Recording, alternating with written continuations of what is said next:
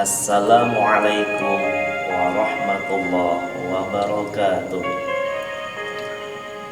Para pemirsa yang dirahmati Allah, jika kita melihat dan mendengar sekilas cerita sejarah para eyang leluhur kita yang terdahulu atau di zaman kehidupannya, kalau kita hanya melihat sekilas dari sisi luarnya saja, atau cuma sekedar kita lihat dari pandangan sisi buruknya saja, karena kurangnya pemahaman atau pengertian tentang sejarah, maka kita akan terbawa oleh prasangka buruk atau suudzon terhadap apa yang belum kita ketahui tentang kebenaran sejarahnya.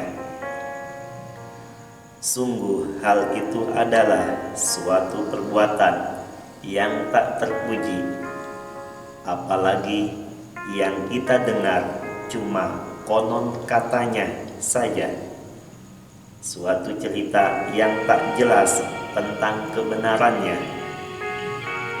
Janganlah karena hanya cerita yang tak jelas, yang pada akhirnya kita terbawa ke arah suatu perbuatan yang tak terpuji, karena kita ikut-ikutan memfitnah seseorang yang di masa kehidupannya kita pun tidak kenal, dan di zamannya pun kita belum dilahirkan. Marilah kita telaah lebih jauh lagi tentang pemahaman sejarah para leluhur kita yang telah banyak diceritakan dan dilegendakan oleh masyarakat luas. Adapun tentang cerita atau kisah ibu kita yang satu ini, yang bernama Ibu Nyimas Dewi Ratu Roro Kidul, atau yang memiliki nama Dewi Lara Kardita.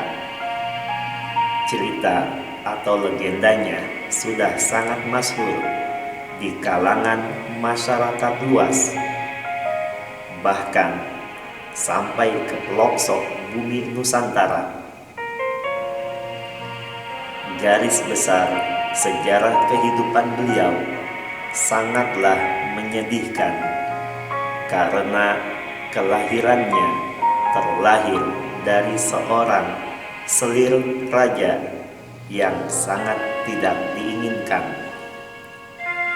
Bahkan sampai umurnya beranjak dewasa pun, kehidupannya selalu mendapat gunjingan, cemoohan, dan fitnahan yang membuat dirinya semakin terpojok dan tersisihkan dari kehidupan di dalam keraton kerajaan. Singkat cerita, pada akhirnya beliau bersama ibundanya dan satu adik perempuannya dikeluarkan dari dalam keraton kerajaan. Singkat cerita, di dalam pengungsiannya pun, jalan kehidupannya masih terus mendapatkan ujian dan cobaan. Namun, dengan kesabarannya beliau tetap menjalankan kehidupannya.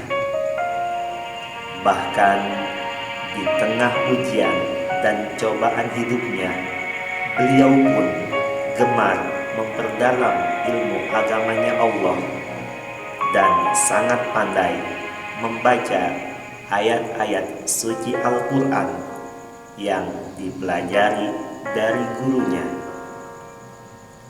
Singkat cerita, tahun demi tahun kehidupannya terus berjalan, sampai adiknya pun tumbuh menjadi gadis yang cantik.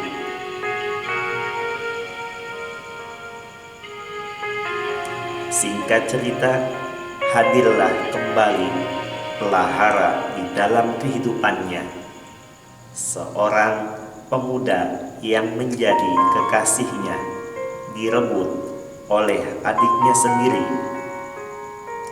dan ibundanya pun merestui hubungan adiknya. Bahkan sampai ayahandanya pun yang berada di dalam kerajaan tanpa berpikir panjang merestuinya juga. Singkat cerita, hancurlah hati beliau, menjadi sakit hatinya, sehingga dapat melemahkan atau menghilangkan sebagian keimanannya. Dan di saat keimanannya lemah, maka muncullah iblis laknatullah alaih yang menyuruh beliau menyeburkan diri ke bawah dasar lautan samudera,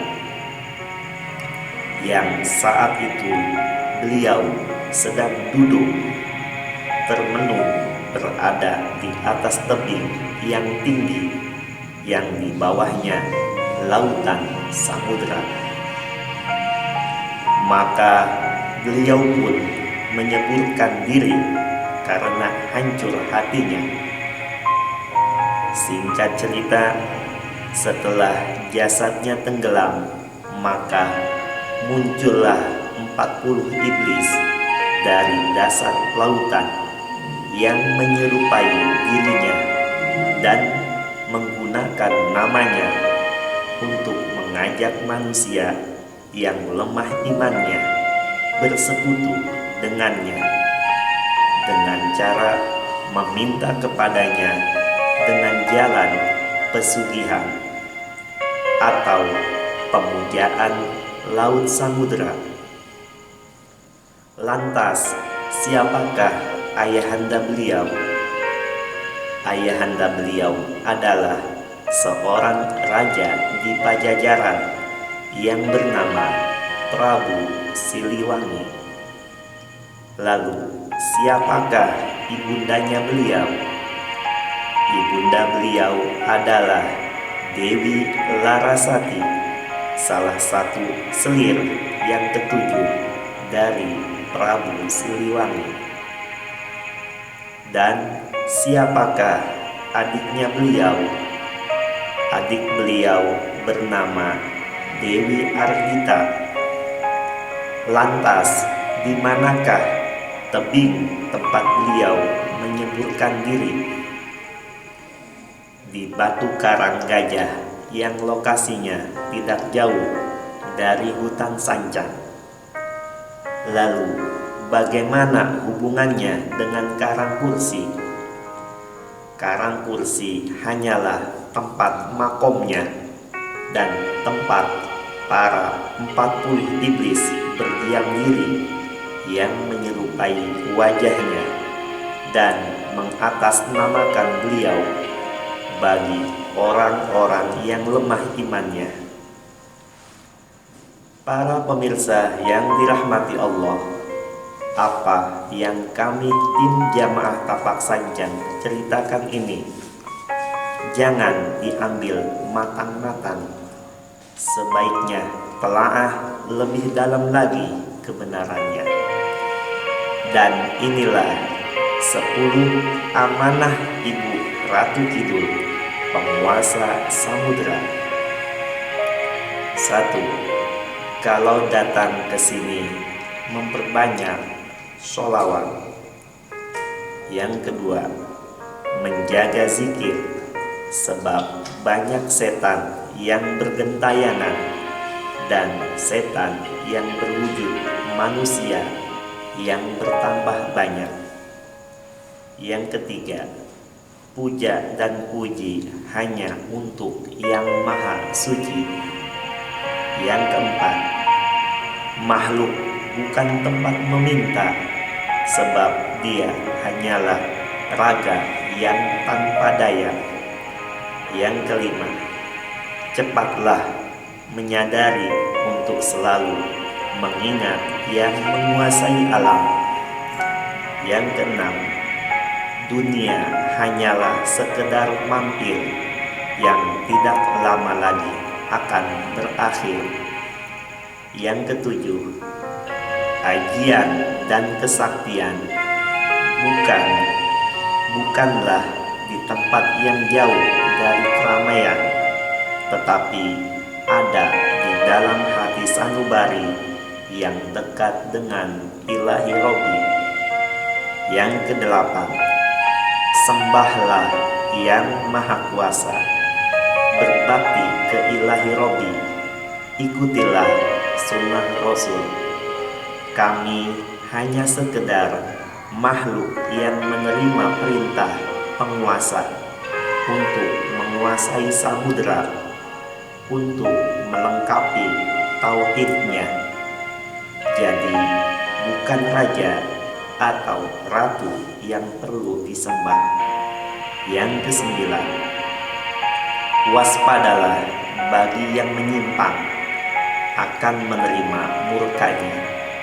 Dan yang terakhir, yang ke-10 dari amanah beliau adalah, inilah amanah kami, ingat harus diperhatikan.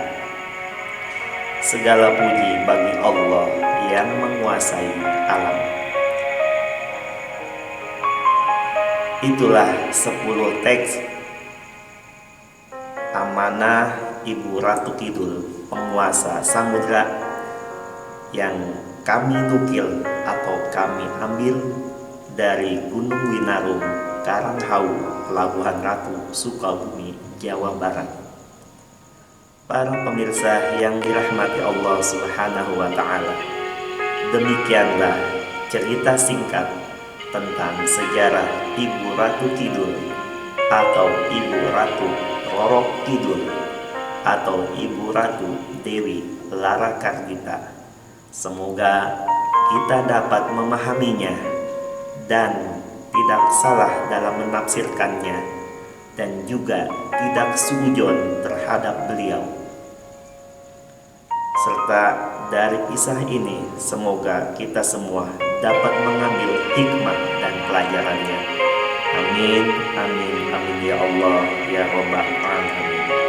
Akhirul kalam, mohon maaf lahir dan batin bila mana ada kekurangan atau kekeliruan. Khul ma sofa da' ma kadar, wallahu a'lamu bishawab, wa ilaihil marji'u wal ma'ab.